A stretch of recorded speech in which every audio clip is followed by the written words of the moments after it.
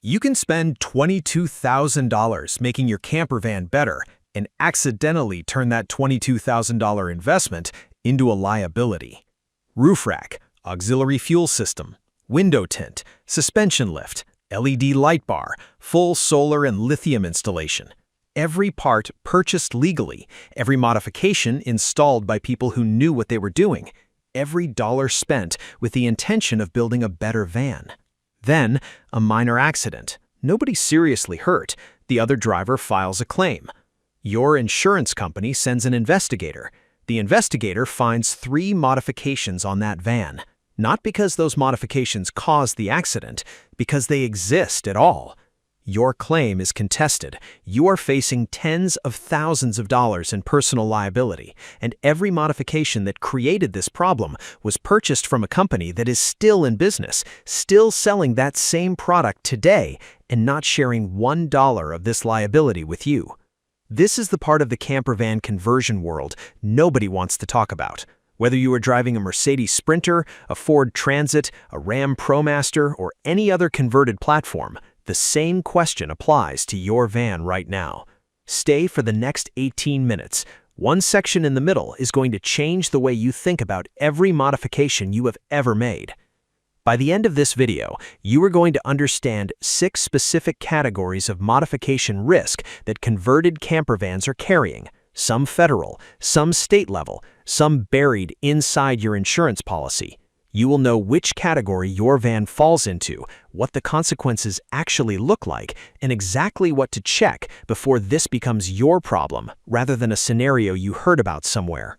This is not about discouraging modifications. Many are legal, safe, and genuinely worth doing. This is about making sure you know which side of the line you are on, because the conversion industry has generally not been the one to tell you. Why buyers get this wrong? Most van owners operate under a reasonable but incomplete assumption. If a company sells a product legally in the United States and you purchase it legally and you install it on your vehicle, you are operating legally. That assumption has a gap in it, and that gap is where most van owners are sitting right now without knowing it. The legal product and the legal vehicle configuration are 2 different questions.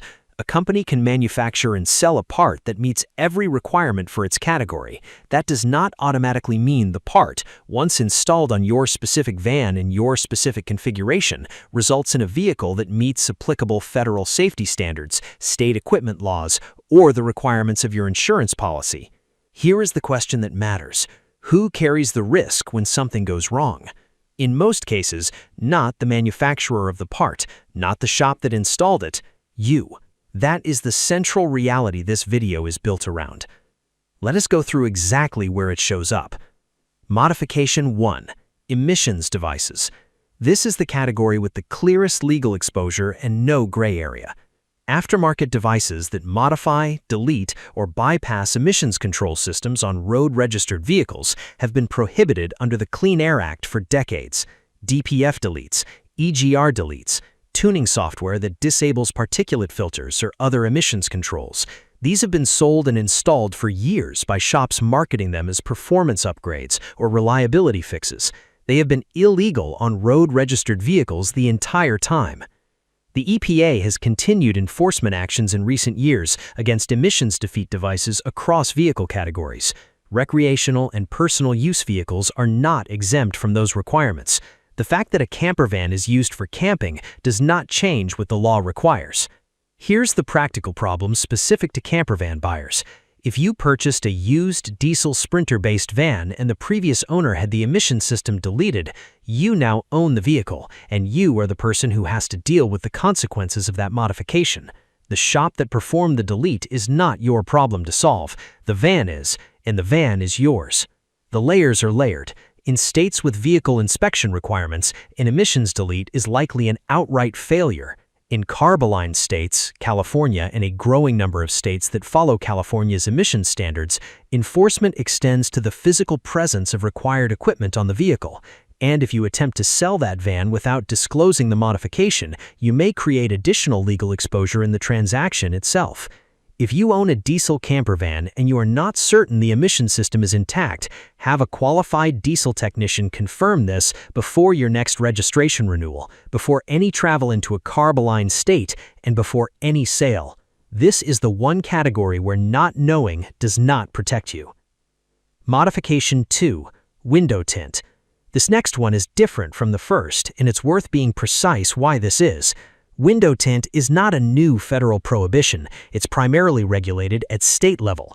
But for a campervan owner traveling across the country, which is the entire point of owning one, state-level compliance creates a specific and underappreciated problem. Every state sets legal limits on how much light must pass through vehicle windows. This is measured as visible light transmission, the percentage of visible light the glass allows. Front side windows, rear side windows, and window bands each carry their own state-specific requirements. Those requirements vary significantly from state to state. When a campervan is converted, heavy blackout tint is commonly installed on rear side panels and partition glass to create privacy in the sleeping area. That application on rear panels is generally legal. The complication arises when tint installed for privacy extends into windows in the front seating section, or when the installation falls outside the front window limits of the states you regularly drive through. Tint is a primary offense in most states. That means an officer doesn't need any other reason to pull you over. The tint alone is sufficient to initiate a stop. For a campervan traveling through multiple jurisdictions, non-compliant tint is a recurring exposure in every state you enter. The insurance dimension is more subtle. If a tinted window is cited as a contributing factor in an accident, reduced visibility as a cause of failure to see another vehicle, a cyclist, or a pedestrian, your insurer may examine whether the window equipment was compliant in that state at the time of the incident. That examination could affect how the claim proceeds. The check is simple. Look up VLT requirements for front side windows in your home state and the states you regularly drive through. A tint shop can measure your actual transmission in minutes. If you're outside legal limits in states you travel through, correcting that is worth doing before it becomes the reason for a stop or a question during a claim. Modification 3. Exterior lighting and equipment. The same state-level logic applies to LED light bars, additional forward-facing lights, auxiliary lighting arrays, and exterior cargo projection. Most states regulate the number, placement, color, and brightness of lights on road-registered vehicles. A light bar that is legal in one state may technically fall outside equipment rules in another. This is primarily a stop and citation risk rather than a federal compliance issue, but it's worth knowing before a highway patrol officer in a state you are passing through decides to take a closer look. Exterior equipment that projects beyond the legal width of the vehicle in certain states, extended mirror systems, overland bumpers, external cargo platforms, may also create compliance questions depending on jurisdiction. The pattern here is the same as window tint. A van registered in one state may be carrying equipment that creates a legal question 2 states over. For a vehicle built specifically to travel, that's an exposure worth understanding. Here is the thing that almost every conversation about campervan modifications gets wrong, including most forum threads, most conversion company FAQs, and most buying guides. The modification itself may not be illegal at all. The problem can be what that modification does to the vehicle after everything else is added. A roof rack from a reputable manufacturer, installed correctly, may be an entirely legal product, but that roof rack, combined with a rooftop tent, a solar array, batteries, a full kitchen build-out, and 2 adults with gear, may result in a van that exceeds its certified weight limit. And that van, in that condition, is where the safety and insurance consequences live. This is the risk buried inside the conversion world. It is not about any single modification. It is about the cumulative effect of the build and whether anyone ever ran the numbers. Most people did not run the numbers, and the conversion industry was not the one to ask them to. Modification 4. Roof equipment and GVWR. Every van has a maximum certified total weight listed on the door placard. That number, the gross vehicle weight rating, represents the maximum the vehicle is engineered and certified to handle, loaded, with occupants. The manufacturer designs braking performance, suspension behavior, tire ratings, and handling characteristics around that number. A serious campervan conversion commonly adds 800 to 1,500 pounds or more to the base vehicle. Roof racks, rooftop tents, solar arrays, battery systems, kitchen build-outs, battery banks, each component seems manageable on its own. Together, they may push the van to or past the manufacturer's rating. An overloaded campervan does not handle, brake, or respond the way the manufacturer's engineering assumed. That is not a hypothetical concern. It is the physics of the vehicle you are driving. The insurance consequence is where this becomes a financial problem. If a van is involved in an accident while its total weight exceeds the manufacturer's rating, an insurer may examine whether the vehicle was being operated outside its certified configuration. Depending on the policy language and the circumstances of the incident, that finding could affect how the claim is handled. I am not saying it will automatically deny your coverage. I am saying it's a question you do not want to raise at the worst possible moment. The check costs a few dollars and takes about 20 minutes. Find a commercial truck scale. Most fuel stations serving trucks have one. Weigh the van fully loaded the way you actually travel. Full water, full fuel, all gear, both adults. Compare that number to the door placard. Know your number before something happens, not after. Modification 5. Electrical systems. Lithium battery installations, high-capacity inverters, shore power integration, and solar wiring in campervans are generally installed without third-party electrical certification. Standards exist. NFPA 1192, the standard for recreational vehicles, and the National Electrical Code both provide applicable guidance, but compliance in a custom build is largely self-certified by whoever performed the work. Most conversion companies do not provide documentation showing their electrical installation was completed to a recognized standard. Most buyers have never asked for it, and most campervan insurance policies include language about modifications meeting applicable safety requirements. If a fire originates in an electrical system and lithium battery fires do occur, an insurance investigation will look at the installation. The issue is not simply how much the system cost. The issue is who installed it, how it was installed, whether it meets applicable standards, and what your policy actually covers in that situation. An installation that cannot be documented as meeting a recognized standard may result in a contested claim. That documentation gap is worth closing before you need to make a claim, not after. Ask your conversion company for compliance documentation before you need it. Ask whether their electrical installations reference NFPA 1192 or NEC standards. Ask your insurer directly whether your modification package is documented on your policy and how it would affect a claim. That conversation, had proactively, takes 30 minutes. Had reactively after an incident, it takes considerably longer and costs considerably more. Modification 6. Seating and restraint modifications. This is the quietest risk in the list and the one most likely to matter in a serious accident.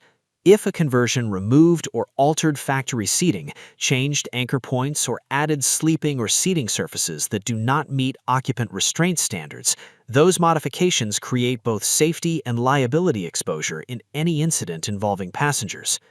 The factory seating in a Ford Transit, Mercedes Sprinter, or Ram ProMaster was engineered and tested to specific federal occupant protection standards. An aftermarket bench or conversion seat may not have been tested to those same standards. In an accident, that distinction can matter significantly for the safety of anyone seated there and for the insurance and liability conversation that follows. If your conversion altered any seating or installed any surface where a passenger might sit, it's worth knowing whether that installation meets federal restraint requirements. If you're not sure, ask a certified RV technician who can review the specific installation against applicable standards. The industry has not been honest with you. Here is the opinion this video is going to defend because it deserves to be said plainly. The van conversion industry has produced remarkable products. Buyers have benefited from that growth in terms of options, quality, and the ability to build genuinely excellent vans. But the industry has not been consistently honest about where the compliance and liability obligation lands once a product leaves the warehouse. A company can legally sell you a lift kit, a roof rack, an LED light bar, a tuning device, or a battery system. They are not required to certify that your specific van, in your specific configuration, in your specific state, meets all federal and state requirements after installation. That obligation falls on whoever installed it, and ultimately on the person who operates the vehicle. The conversion industry has understood this distinction for years. The buyers absorbing the risk have largely not. The gap between those two groups is what this video exists to close. If you own a modified campervan, here is a straightforward audit based on everything covered. On emissions, if you own a diesel van and are not certain that DPF and EGR systems are intact, have a qualified diesel technician confirm this before your next registration renewal, before any CARB state travel, and before any sale. On window tint, measure your front side windows against the VLT requirements of the states you drive through most often. A tint shop can do this in minutes. On exterior lighting and exterior gear, check whether your lighting and exterior gear falls within the legal requirements of the states you regularly travel through. On weight, weigh the van fully loaded at a commercial truck scale, compared to the door placard. Know the number. On electrical, ask whoever installs your system for documentation referencing NFPA 1192 or NEC standards. Factor what they tell you into your insurance conversation. On seating, if any factory seating was removed or altered, ask a certified technician whether the replacement meets federal restraint requirements. On insurance, call your insurer. Ask directly, are my modifications documented on my policy, and what would a modification-related finding mean for a future claim? Have that conversation before you need it. 6 categories: federal violations with no ambiguity, state-level equipment rules that catch traveling owners who assumed home state compliance was enough, and the safety and insurance exposure built into the cumulative weight, electrical, and structural decisions of the conversion itself. The modification is not always the problem. The cumulative vehicle configuration is the problem, and that configuration is something almost no conversion company, no seller, and no dealer reviews with you before you sign or before you build. That review is your job now. You have the framework. 2 hours spent on that audit is a modest investment against a 5-figure consequence nobody saw coming. If you've had a modification-related insurance question, inspection failure, or claim dispute, tell us what happened in the comments, what they found, what they asked, and what the outcome was. That experience is exactly what other owners watching this need to hear before they find themselves in the same conversation.